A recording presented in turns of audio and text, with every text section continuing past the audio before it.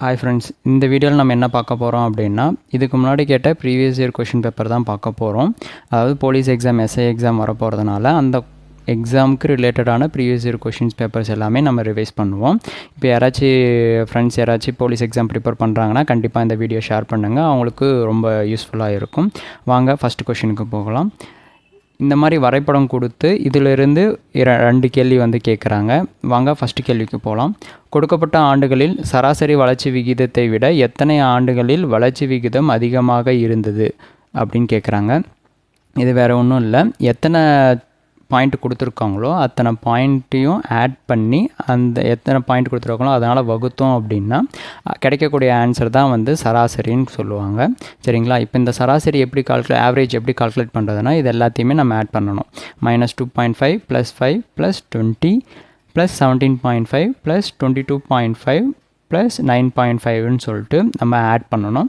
இப்படி தனித்தனியாக ஆட் பண்ணும்போது வரக்கூடிய ஆன்சரும் ப்ளஸ் இதில் எத்தனை பாயிண்ட் இருக்குன்னா 1 2 3 4 5 6 வரக்கூடிய ஆன்சரை 6ஆல் வகுத்தோன்னா கிடைக்கக்கூடிய ஆன்சர் தான் சராசரி, ஆவரேஜ் அப்படின்னு சொல்லுவாங்க. இப்போ வாங்க நம்ம ஒவ்வொன்றா ஆட் பண்ணுவோம். -2.5 + 5னா நமக்கு ரிமைனிங் எவ்வளோ வரும்? +2.5ன்னு நமக்கு கிடைக்கும். சரிங்களா? +2.5ம் இங்கே 22.5ம் சேர்ந்துச்சுன்னா மொத்தமாக நமக்கு 25 ப்ளஸ் இங்கே ஒரு 20 இருக்குது, ப்ளஸ் இங்கே 17.5 9.5ன்னு இருக்குது. இந்த 0.5 இங்கே போச்சுன்னா 10 + 27.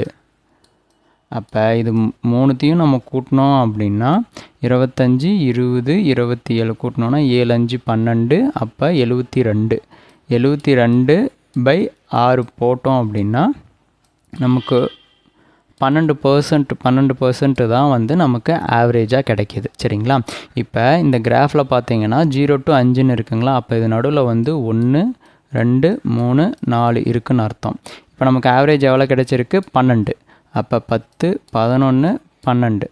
அப்போ இந்த 12 கிராஃப் நம்ம போட்டோம் அப்படின்னா இப்போ பாருங்கள், அவங்க கொஷின் என்ன கேட்குறாங்க பார்த்தீங்கன்னா, கொடுக்கப்பட்ட ஆண்டுகளில் சராசரி வளர்ச்சி விகிதத்தை விட எத்தனை ஆண்டுகளில் வளர்ச்சி விகிதம் அதிகமாக இருந்ததுன்னு கேட்குறாங்க. அப்போ இதுதான் சராசரி, 12 தான் சராசரி. 12க்கு மேலே அதிகமாக இருக்குதுன்னா மொத்தம் எத்தனை இருக்குது? மொத்தம் 3 இருக்குது. சரிங்களா? அப்போ மொதல் கேள்விக்கு ஆன்சர் பார்த்தீங்கன்னா 3. இந்த ஆன்சரை வச்சே ரெண்டாவது கேள்விக்கு நம்ம ஆன்சர் பண்ணலாம். ரெண்டாவது ஆன்சர் கொஷின் பார்த்தீங்கன்னா, கொடுக்கப்பட்ட ஆண்டுகளில் சராசரி வளர்ச்சி விகிதத்தை விட எத்தனை ஆண்டுகளில் வளர்ச்சி விகிதம் குறைவாக இருக்குதுன்னு கேட்குறாங்க. இங்கே அதிகமாக இருக்குதுன்னு கேட்குறாங்க, இங்கே குறைவாக இருக்குதுன்னு கேட்குறாங்க. அதிகமாக இருக்கிறது 3, குறைவாக இருக்குதுன்னு பார்த்தீங்கன்னா ஆவரேஜாக நமக்கு வர சராசரி 12. அதுக்கு கீழே இருக்கிறதுன்னு பார்த்தீங்கன்னா அது கீழே இருக்கிறது நமக்கு 3. அப்போ செகண்ட் கொஷினுக்கும் ஆன்சர் நமக்கு என்னென்னா 3. இப்போ ஒன்று கண்டுபிடிச்சாலே ரெண்டுத்தையுமே கண்டுபிடிச்சிடலாம், 2 கொஷினுக்கு ஆன்சருமே கண்டுபிடிச்சிக்கலாம். வாங்க அடுத்த கொஷின் போகலாம். 103வது கொஷின். சரிங்களா? அதாவது 3வது கேள்வி. 2% ஆஃப் 2, 2%ல் 2% 2ன்றது எவ்வளோ ஆன்சர் அப்படின்னு கேட்குறாங்க. இதை நீங்கள் நார்மலாக சால்வ் பண்ணலான்னா 2% 2/100ன்னு போடலாம். இன்ட்டு ஆஃப்ன்றதை இன்ட்டு 2ன்னு போட்டோன்னா 2 × 2 4, 4/100 போட்டோம் அப்படின்னா இப்போ 10னா ஒரு புள்ளி 2 எப்படி சொன்னோன்னா இப்போ 100ன்னும் போது 0.04, இங்கே 2 சைபர் இருக்கிறதுனால 2 புள்ளி தள்ளி 2 டிஜிட்டை தள்ளி நம்ம புள்ளி வைப்போம். சரிங்களா? 10ன்னா ஒரு டிஜிட் தள்ளி புள்ளி வைப்போம், 100ன்னும் போது 2 டிஜிட் தள்ளி புள்ளி வைப்போம். இல்லை அப்படின்னா நீங்கள் கேன்சல் பண்ணி தான் சால்வ் பண்ணணும். இப்படி பண்ணும்போது நம்ம ஈஸியாக பார்த்தோன்னே நம்ம சால்வ் பண்ணிடலாம். சரிங்களா? அடுத்த கொஷின் பார்த்தீங்கன்னா, கார்பெண்டர், வுட், டெய்லர் யார் அப்படின்னு கேட்குறாங்க. தமிழில் பார்த்தோன்னா தச்சர், மரக்கட்டை. அப்போ தையல்காரரை என்னென்னு சொல்லுவோம் அப்படின்றது தான் கேள்வி. இப்போ நம்ம இந்த வுட்டுன்றது என்னது? மரக்கட்டை. மரக்கட்டையில் வச்சு வேலை செய்கிறவங்கள பேர் நம்ம என்ன சொல்லுவோம்? கார்பெண்டர், தச்சர் அப்படின்னு சொல்லுவோம். அப்போ தையல்காரர் எதை பயன்படுத்தி அவங்க தையல் பண்ணுவாங்கன்னு பார்த்தீங்கன்னா துணி, கிளாத்தை வச்சு தான் அவங்க ஸ்டிச்சிங் எல்லாமே பண்ணுவாங்க தையல்காரர். அப்போ இதுக்கான ஆன்சர் பார்த்தீங்கன்னா துணி தான் இதுக்கான ஆன்சர். அடுத்த கேள்வி பார்த்தீங்க அப்படின்னா, ஃபைண்ட் எக்ஸ். ஒரு ஸ்ட்ரெயிட் லைன், ஒரு கோடு கொடுத்து அந்த கோடில் 2 கிராஸ் போட்டு இதுக்கான வேல்யூ வந்து ஒரு ஆங்கிளாக கொடுத்துருக்காங்க. நார்மலாக பார்த்தோம் அப்படின்னா ஒரு ஸ்ட்ரெயிட் லைன் கொடுத்தாங்கன்னா இதில் ஒரு பர்பண்டிகுலராக ஒரு செங்குத்து கோடு வளைஞ்சோம் அப்படின்னா இது 90 டிகிரின்னு சொல்லுவோம், இதுவும் 90 டிகிரின்னு சொல்லுவோம். அப்போ 90 டிகிரியும் சேர்ந்துச்சுன்னா மொத்தம் எவ்வளோ ஒரு ஸ்ட்ரெயிட் லைனுக்கு 180 டிகிரி. கரெக்டுங்களா? அப்போ இது எல்லாமே சேர்ந்தது தான் வந்து ஒரு 180 டிகிரின்னு நம்ம சொல்லுவோம். இப்போ 180 டிகிரினா இது எல்லாத்தையும் சேர்த்தி தானே. அப்போ ஒரு எக்ஸு 2 எக்ஸு ப்ளஸ் எத்தனை டிகிரி 30 டிகிரி, இது மூணுத்தையும் கூட்டினா தான் நமக்கு வந்து 180 டிகிரின்னு நம்ம சொல்கிறோம். கரெக்டாக? அப்போ இந்த 2 எக்ஸுன்னு சேர்ந்துச்சுன்னா 3 எக்ஸு.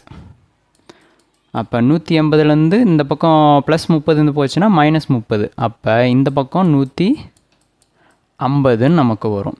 இப்போ எக்ஸை மட்டும் நம்ம கண்டுபிடிச்சோம் அப்படின்னா 1 3 3 5. அப்போ எக்ஸோட வேல்யூ நமக்கு எவ்வளோ கிடைக்கிது? 50ன்னு கிடைக்கிது.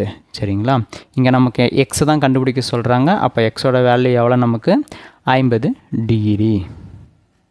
அடுத்த கேள்வி பார்த்தோன்னா, இப்போ ஒரு டயக்ராம் கொடுத்து இந்த டயக்ராமில் மொத்தம் எத்தனை ஸ்கொயர் எத்தனை சதுரம் இருக்குதுன்னு கேட்குறாங்களா?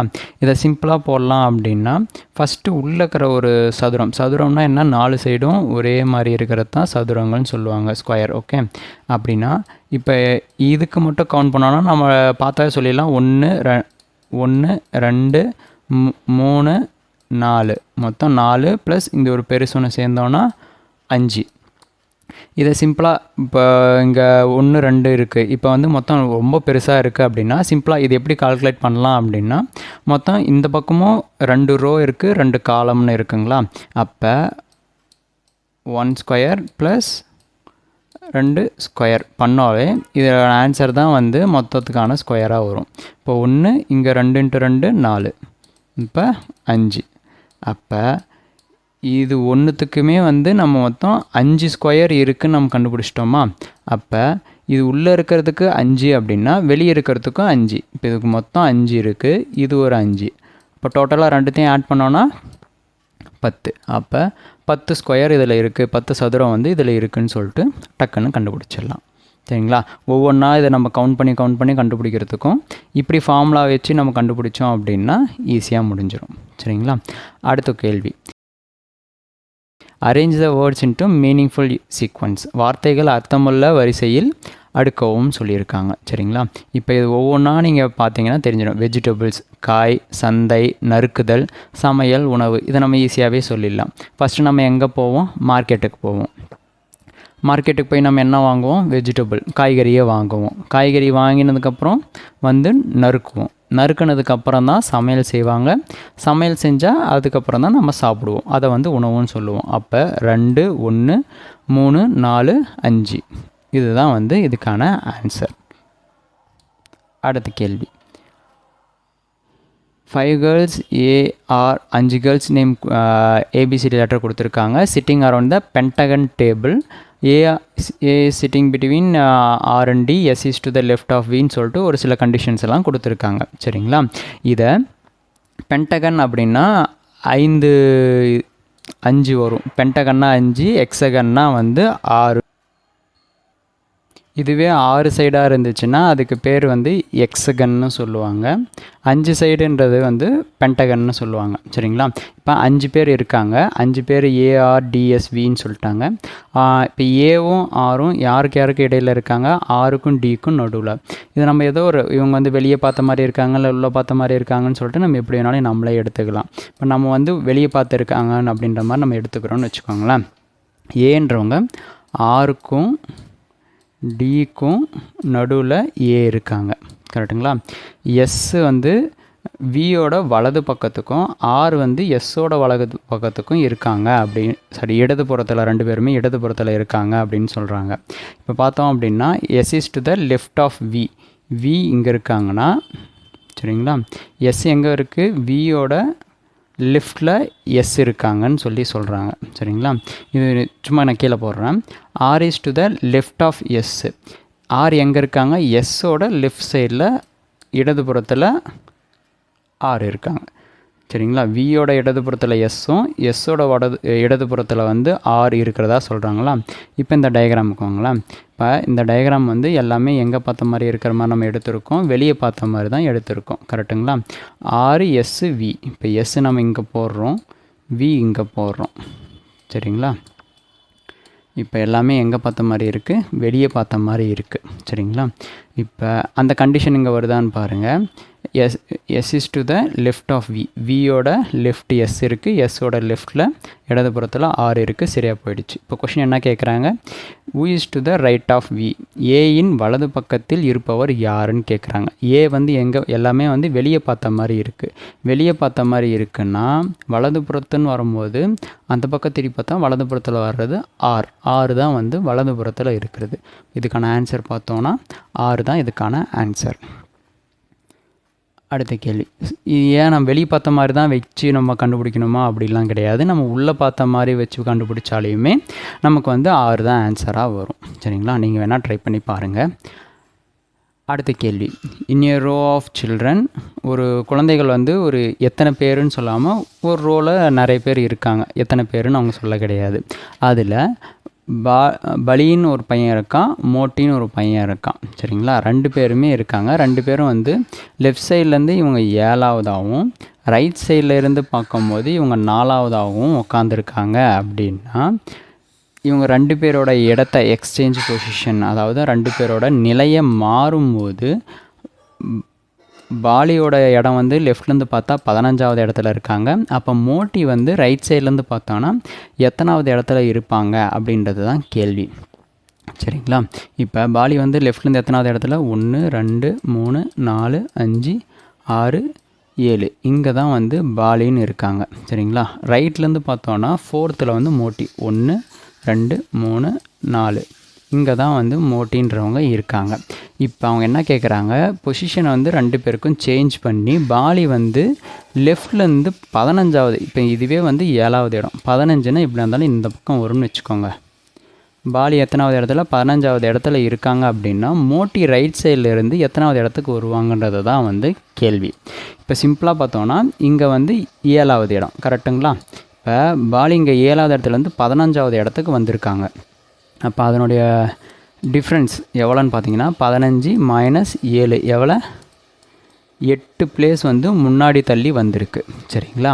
அப்போ மோட்டி வந்து ரைட் சைடில் இருந்து வரணும். ரைட் சைடில் மோட்டி ஆல்ரெடி எத்தனாவது இடத்துல இருக்காங்க, 4ஆவது இடத்துல இருக்காங்க. அப்போ 4 + 8 சேர்த்தனா எவ்வளோ வருது, 12. அப்போ மோட்டி ரைட் சைட்லேருந்து எத்தனாவது இடத்துல இருப்பாங்க பார்த்தீங்கன்னா 12ஆவது இடத்துல இருப்பாங்க. இதுதான் இதுக்கான ஆன்சர். அடுத்த கேள்வி பார்த்தோம் அப்படின்னா, பின்வரும் வரைபடங்களில் எது யானைகள் மற்றும் ஓநாய்கள் மற்றும் விலங்குகள் ஆகியவற்றின் உறவை சிறப்பாக சித்தரிக்க சொல்கிறாங்க. யானைன்றதும் ஒரு காட்டு விலங்கு, ஓநாய்ன்றதும் ஒரு காட்டு விலங்கு. இது மொத்தமாக ஒரு விலங்குக்குள்ளே வந்து அடங்கும். சரிங்களா. அப்படின்னும் போது இது ஏ ஆப்ஷன் தான் வரும். யானைன்றதும் ஒரு காட்டு விலங்கு, ஓநாய்ன்றதும் ஒரு காட்டு விலங்கு, இது எல்லாமே சேர்ந்து விலங்குகள் நம்ம சொல்லலாம். அப்போ 110வது கொஷினுக்கு ஏ தான் ஆன்சர்.